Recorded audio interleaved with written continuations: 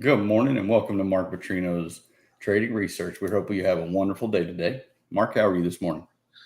I'm pretty good. Thank you. How Hey, are check you? this out, Mark. This is one of the first graphics I made for you when we started doing this.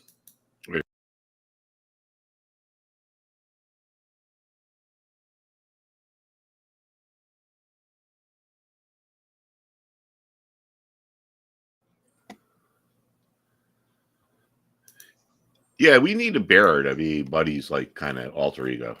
I'm gonna make one. I'm gonna find one. I'm trying to get.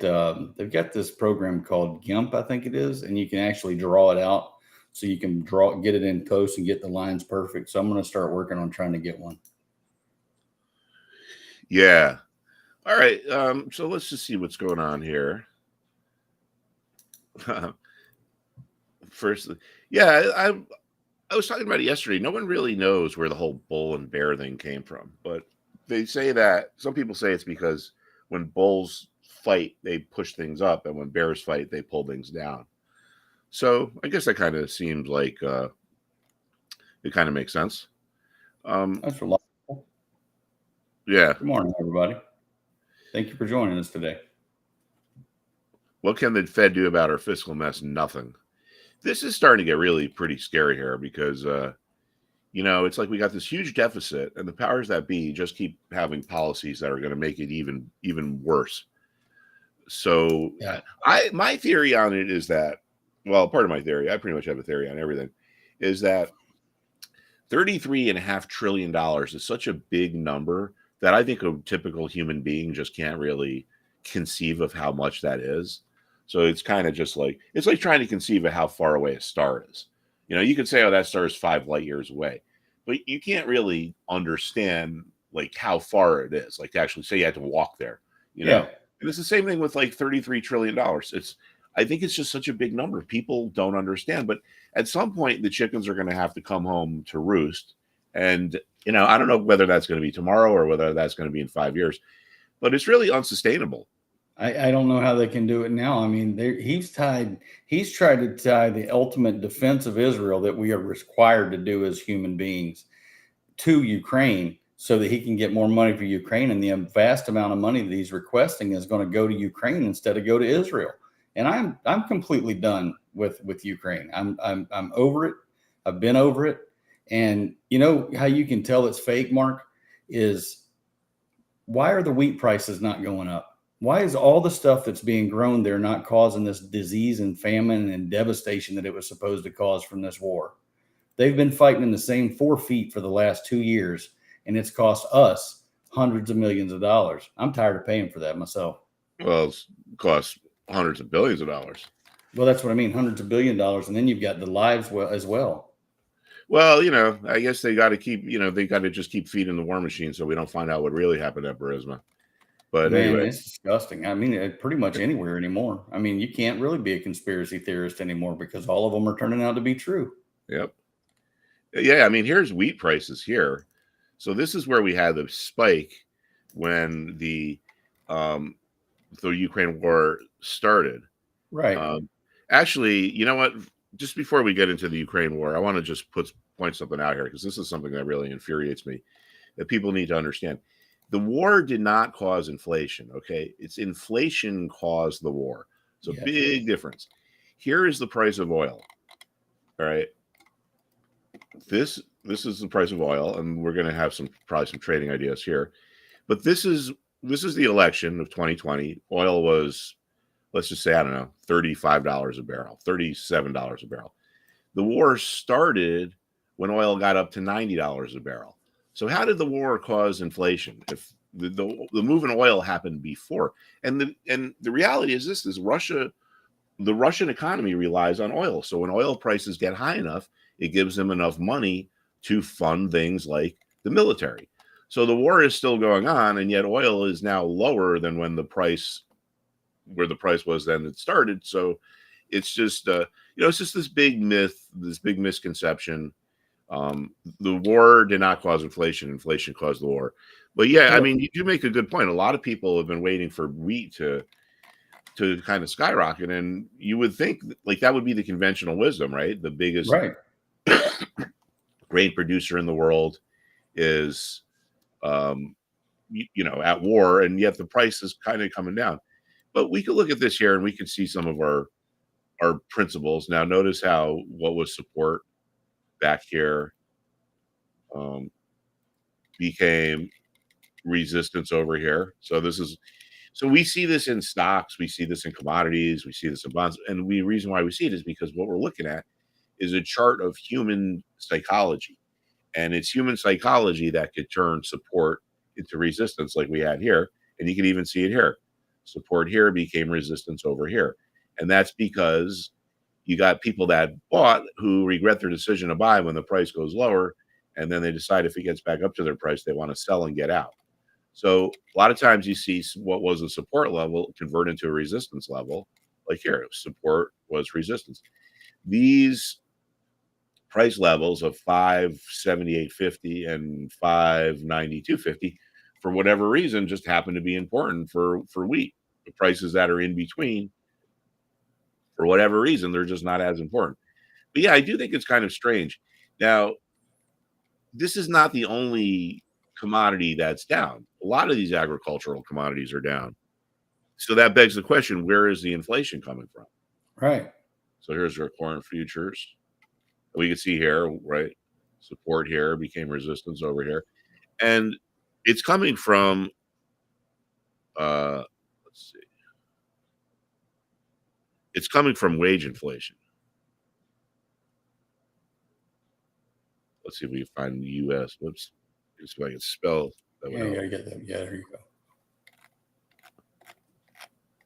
So this is pretty cool. They got all these charts of inflation. Man, I didn't know that. I'm about to go through them and look at that. U.S. You know what? Hold on one second. I got it written down somewhere. It is pretty interesting, though. USWAG. That's pretty easy to remember. USWAG. Whoops. USWAG. United States wages. So we look at this, you can see that, I mean, we go along, I wonder how far back this goes. Let me go to all. Right, so it's pretty much a steady line, and this chart is logarithmic here, right? So it's equated by percentages. So we go along at this like really steady pace here for literally decades. And then for some reason, when we get up to about right here, which is February of 20 or March of 20. So this has to have something to do with COVID. What? I don't know. But this really seems to have started to have accelerated when, like right around March of 20, which is when COVID really started to come out. So that's kind of interesting because we all know there's inflation, right? You can just feel it when you go to the store. I mean, damn, regular gas is back up to $4 a gallon up here in Connecticut. And but if you look at the price of these commodities, like we just looked at wheat, we could look at, say, copper, which is a good indicator of inflation. Copper is trending lower still, or it's down. So where is this inflation coming from? And it's in the wages. And now you got this, like, everyone and their sister are out there, striking. So and it's pretty messed up that General Motors yesterday they withdrew their guidance because they're losing so much money because of the strike now. Right. Strikes. So anytime a company withdraws guidance, that is not a good thing. So anyway, the stock seems like could the Fed's mark be moving like the actual money that was given out as COVID from a deficit item and moving it over to a tax related item and using it as a wage as well? Yeah. I mean, maybe. I'm not really sure. Because they gave out a freaking ton of money for COVID. Yeah. Yeah, And they at one certainly point did. we had like $26 trillion in savings in this country. But I don't know how that would make wages. I'm sure there's some kind of a connection. Just what it is, I don't know. Right. I mean, I don't think it's a coincidence that that's right when the wage inflation really started to accelerate. So And they do check numbers different with this administration than they do in other administrations and in the world generally. Well, they just lie about everything. Right. And So, adjust. They lie and adjust. but anyway, so it looks like General Motors is finally starting to break down here. You notice this support level around 3160, which goes back to July of last year. Now, what is support, right? It's like this large group of investors or traders who want to buy at or close to the same price. In this case, 3150. Now, when a price goes below that, we say that the support has broken. Now, this isn't just symbolic. It tells us something. It tells us that the investors or the traders who created the support with their buy orders are out of the way. Maybe they finish their orders, maybe they cancel their orders, but regardless, they're out of the way. So anytime you take demand or buyers out of a market, it sets the stage up for a price to go lower. Any market, regardless of what it is, stock market, commodities, it could be anything, real estate. If you take demand out of the market, if you take buyers away, well, then the sellers can't wait for the buyers to come to them. The sellers have to kind of go out to find the buyers. And if the seller is going to the buyer knows that the ball is kind of in their court and they could just bid lower prices. The seller might come in and say, hey, listen, I'll sell you 1 million shares at 30. And you might say, I'm interested in buying your 1 million shares, but I'll pay you 29.5. I'm not going to pay you 30. So that's what support is. Markets are going lower. There's not enough demand to absorb all the supply. So the sellers have no choice but to offer their shares out at like a discount. And this forces a downtrend. Now, when we get to support, for whatever reason, that's where the buyers come out of the woodwork. And some of the traders who want to buy notice the price isn't going any lower. So they deduce, oh, you know what? There must be new buyers coming into the market. That's why the price isn't going any lower. I don't want one of those buyers to get ahead of me. So I was willing to pay 31.50, but I'm going to go up to 31.80. Someone else says, oh, Mark's gone up to 31.80. I'm going to go up to 32. So you get this snowball effect. So this is why a lot of times when you hit support, you rally. This is why we need to know where these important price levels are, because when the markets get to them, that's when they tend to make tradable moves. And we can see here, support here became resistance over here, and then resistance here became resistance here again. Now, this is an important thing to see here, and we got to be watching for action like this in our financial sector. See, the support breaks, then it gets retested, and it turns into resistance. Then it starts to go lower. All right. So we get the break, then we get the retest. Now, if we go and look at our financial sector, which is still, I think, the most important thing to be watching in the market now. All right. So we broke, and so far we've had 2 retests. But what are we doing this morning? Down a little bit. Yeah. So if this doesn't get above this 32.40 level over the next few days, and as of right now, it doesn't look like it is, that's going to set the stage for the broader market to move lower. You know what? I got to go get some water. Sorry, I forgot to bring my bottle of water. So you guys, what do you guys got? Any plans for the weekend or anything like that? What do you have going on? Weekend. It's only Wednesday, dude. For me, it's the weekend every day, Mark. All right, I'll be right back. Just about to get my water bottle. So what are you guys watching today as far as stocks? Get Mark to take a look at him when he comes back.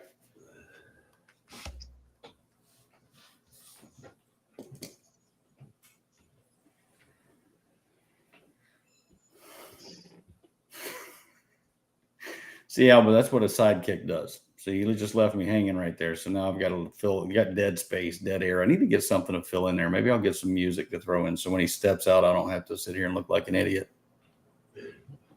XOM 50. Yeah, it was beat down yesterday, but then it came back a little bit. I was watching XOM myself. I love trading oil. And we got Cleveland Cliffs and Tesla. So Mark, if you get a chance, take a look at these guys for them in AMD. All right, so here's our oil. We got to watch this because this looks like it's primed to make some kind of a move.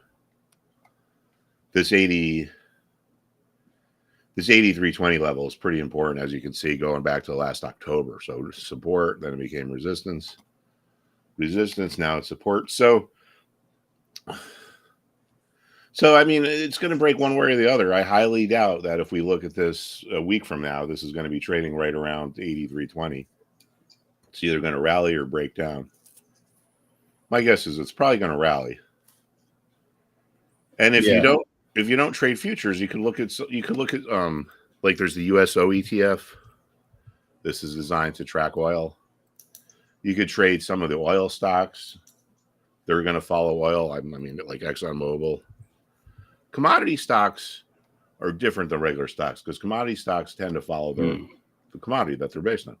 So it's not an exact parallel or correlation, but there's ExxonMobil and there's oil. So you can see a little bit of a well, actually that's USO. See a little bit of a correlation. So yeah, so keep an eye on this. And there's CVX and COP or CVS. No, X. Yeah. Chevron. and for the in the ETF world, right? There's ERY. So the energy sector is going to follow oil pretty much. I mean, energy is more than just oil because it's natural gas and other things, but oil really kind of just dominates it. So if the energy sector starts to go lower, this is going to move inversely by about twice as much. So if oil goes down, say 2%, this will probably be up about roughly 4%. This is an inverse ETF that uses leverage. It's designed to move twice the amount in the opposite direction that the energy sector moves.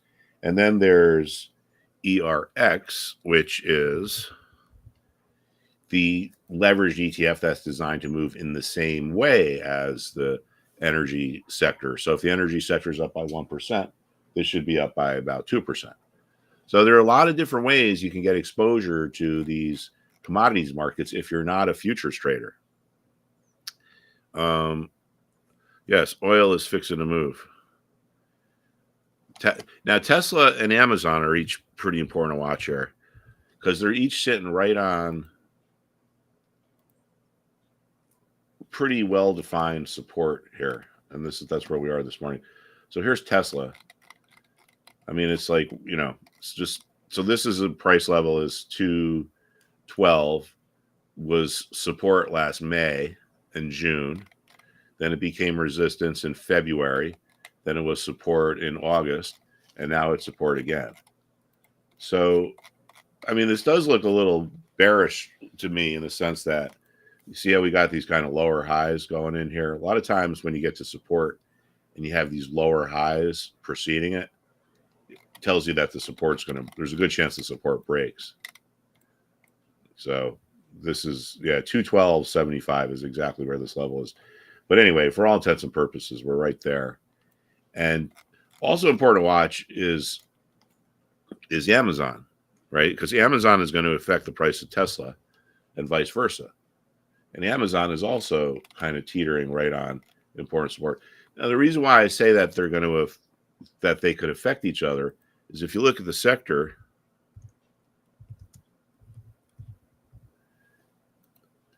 they're each in the consumer discretionary sector. People say that things are big tech, but technically it's really not big tech. It's consumer discretionary. But look at this. So Amazon is 23% of the sector and Tesla is 17% of the sector.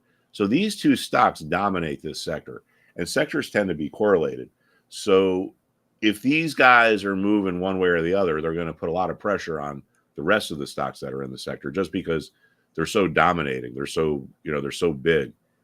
Now, I think Amazon reports tomorrow. Yes, it was Thursday. I'm not sure about Tesla. Let's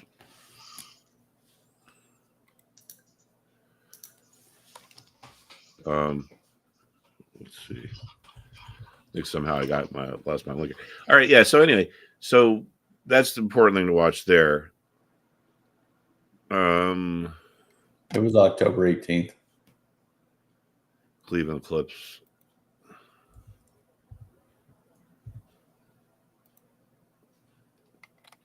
And what happens here? Let's see, Cleveland Clips.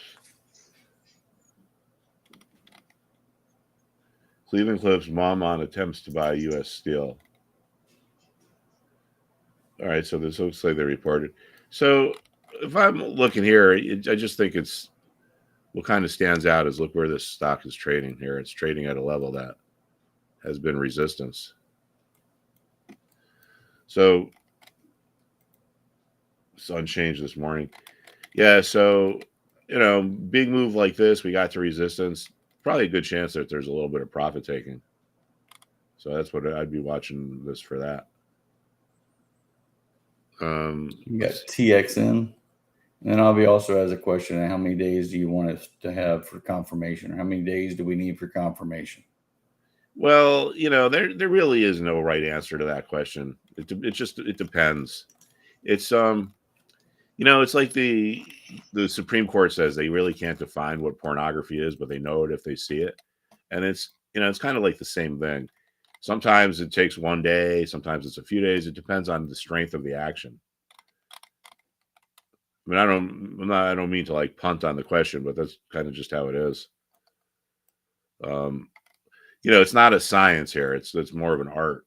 So, and things act differently at different times. The market acts different at different times. Like a market that's moving up is going to generally act different than a market that's moving down. So, say you're thinking about like, all right, well, this thing broke resistance and it's been above it for 2 days. Is that enough for a confirmation? Well, say the broad market was in a bull phase and was moving up. Well, then maybe 2 days is enough. But if the broader market was moving down and you had a stock that broke resistance, maybe it takes a few more days to confirm, because just what's generally going on in the tone of the market. All right, so advanced micro devices. Where are we now? This is misleading because this is not 101. This is, I'm going to get rid of that. So I would say like around $96 is probably going to see some kind of a bounce. So trading down a little bit this morning, down to about 101. Yeah, I mean, I would be looking for support around 96 because this was the former bottom. So remember, you got people who sold here who are going to want to buy their shares back, because once the stock took off after they sold, they regret their decision. And you can see up here how support became resistance. See that clear resistance? I'm going to get rid of this line here. So to within pennies. So it's like 111.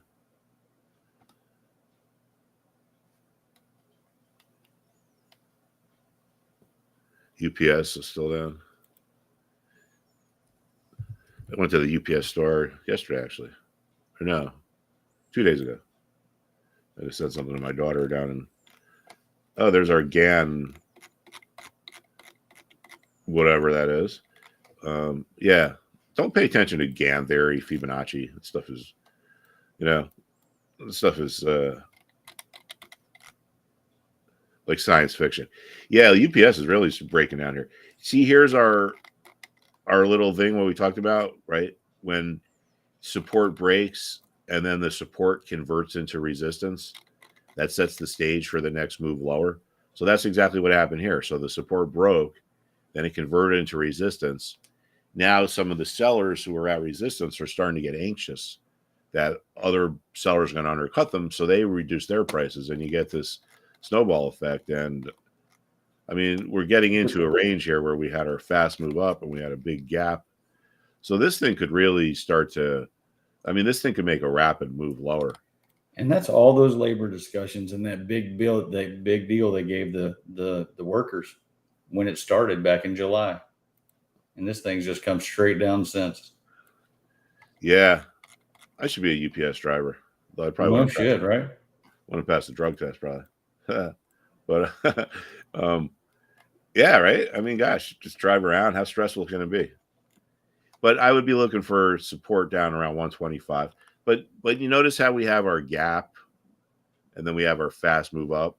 So a lot of times you get support because you have remorseful sellers trying to buy their stuff back, buy their shares back. And when you gap, there's no trading there. So if there's no trading, there could be no one who sold. And then when you get your rapid move, it's kind of the same principle. It trades there, but not a lot. So you're not going to have this big group of remorseful sellers trying to buy their shares back. So there's a good chance this thing gets down to 125 pretty quickly. We like this when support breaks above a gap. Absolutely. Texas Instruments. And then we'll run through the various sectors. All right. So now this has been in a free fall, but look at where it is. Yeah.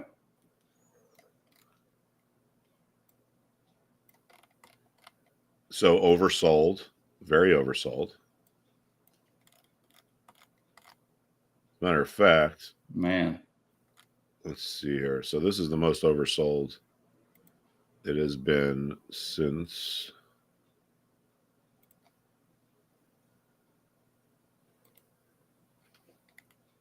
not quite there. All right. So it's the most oversold it's been since August of 15. At least based on this indicator. So August of 15 was at like 44, and then by October of 15 it was at 57. So oversold at probably a pretty important support level, right? So support in June of 22 and October of 22. Now, the thing about something like this is, well, notice how it's stopped going down. The last 2 days have been kind of sideways. Mm-hmm. So it's oversold and it's at support. So it's set up. Now, what would have to happen for us to think like, all right, it's time to jump in? Because just because it's down and it's at support doesn't mean it can't keep going down. Just because it's oversold and at support, it's not a guarantee. So a potential way to trade this would be to wait for the reversal to actually start. Like, for example, you could say, I'm going to wait for the RSI, this blue line, to get back above this horizontal red line, because that'll tell us we're not oversold anymore. And if we're not oversold anymore, what does that mean? It means we've probably stopped going down and maybe we're about to start going up. Another way you could potentially think about it is, I'm going to look at the 5-day chart and say, what price level needs to be surpassed for me to think, okay, it's time for me to jump in here. And depending on your risk tolerance, look at this morning. Oh, actually, I didn't see that it's trading this morning. So it's totally breaking down. I'm sorry, I didn't see that it's trading this morning. All right, so let's see, where is it? 137. So it's really breaking down. I didn't see that I guess they had probably reported share slump. Well, you know what? There's a good chance that this keeps going lower, because when support gets broken, that tells us that a large group of buyers are out of the market. So this morning is trading down around here.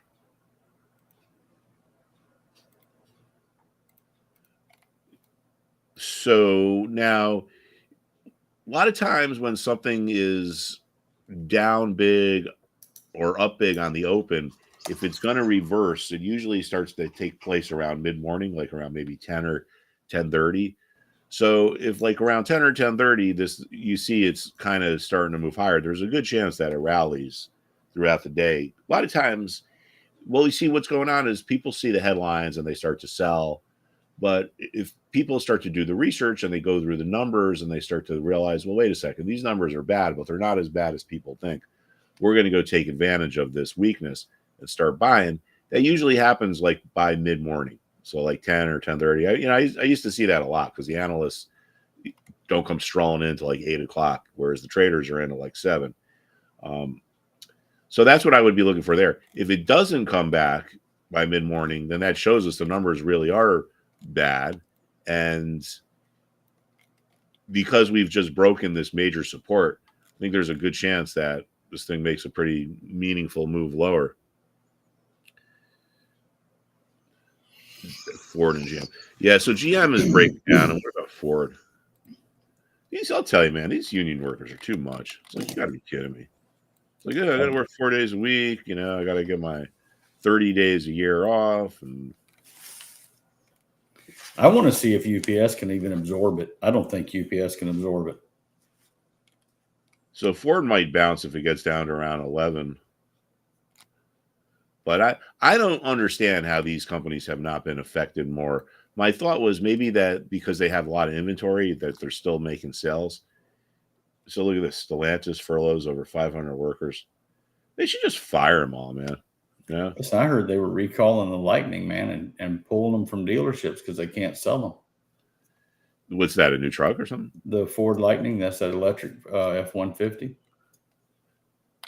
Really? Huh. Saw a video on it yesterday. Yeah. Of course, it's Yeah. I winter mean, yet, so other than Tesla, I don't think any of the EV companies are really doing well. VZ. Verizon sucks, man. Mark's They got a do. long-standing problem with Verizon. I mean, They suck, man. I've had this ongoing thing with them now for like years that I get the call. It's like your bill is past due. If you don't want us to shut off your phone, you better pay. So then I go to pay, and it's my bill is like 2 months in arrears, but I can only pay it for a month. They don't let me pay the full amount.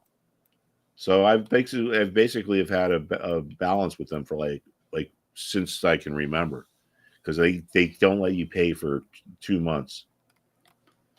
it's crazy. All right, so here's Verizon this morning, up a teeny bit.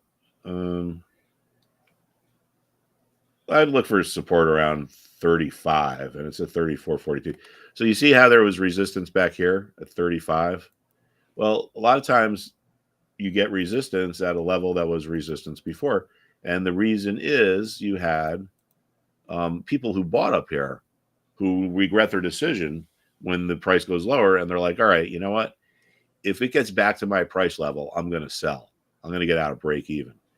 So I would imagine you're going to have a fair amount of people that are looking to sell around 35. And we're at 34.41. So if I was trading this, that would be my sell target. I mean, I don't know where it's going to be in 5 years, but that would be my sell target. All right, let's look at let's just go through the markets here and see what to look at. All right, so S&P still kind of toying with this important 422 price level. See, now, just like we saw, we get resistance at former resistance levels, we get support at former support levels. And that's because of seller's remorse. You have people who sold, then the price rips higher, and they're like, man, I shouldn't have sold. I'm going to go to buy my shares back. And when the price gets back to their price level, if you have enough remorseful sellers trying to buy, it creates support like it did here. So we're pretty much right at 422. Now we're going to look at our technology sector, which is our biggest sector. And this is trading up a little bit. See, it's trading up to around there. So that's a little bit of strength. All right, what about healthcare?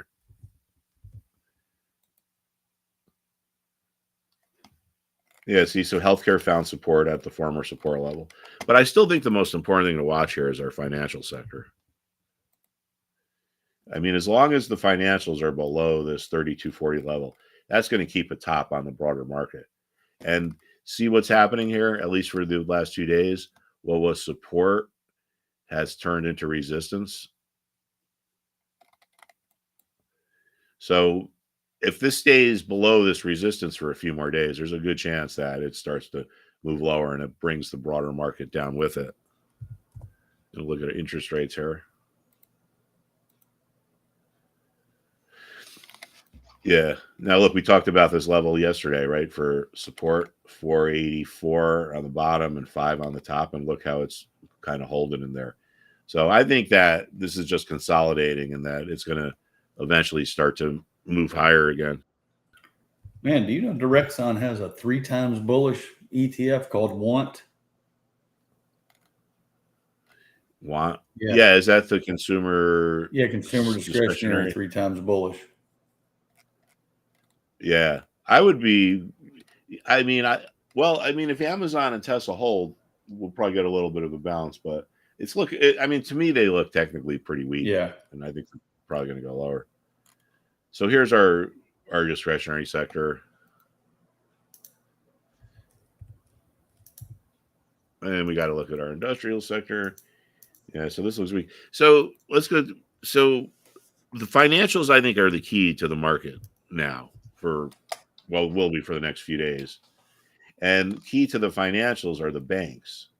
And here's the banks. And as we can see, the banks have just broken important support.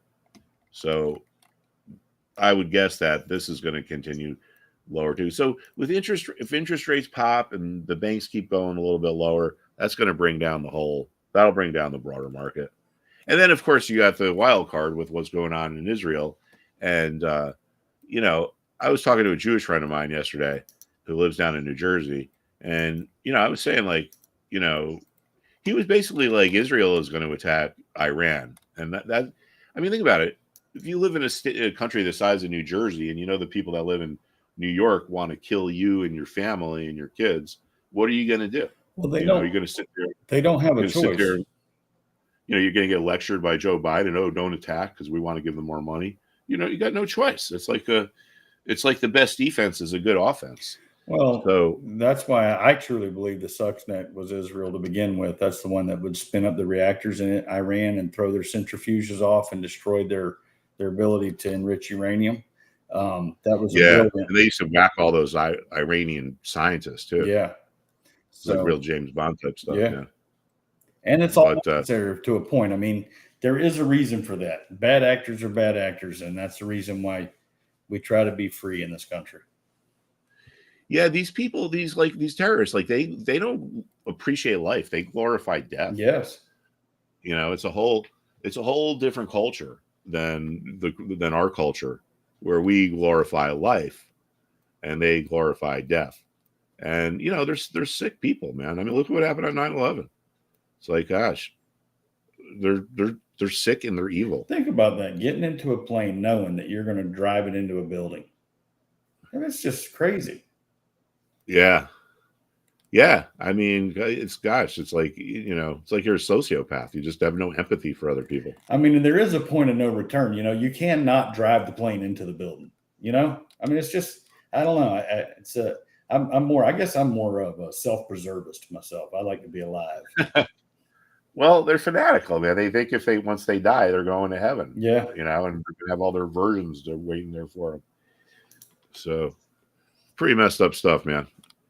But anyway, just to keep it on the markets, I think that I would be very leery about taking a long position in equities, because if that happens, and it's probably going to, that's going to really be bad for equities, because it's just going to cause a lot of uncertainty, right?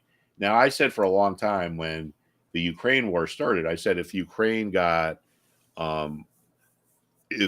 if Ukraine stayed contained, it wouldn't really affect the stock market, and it hasn't. But this is a whole different ballgame here, because you're talking about the world's oil supply.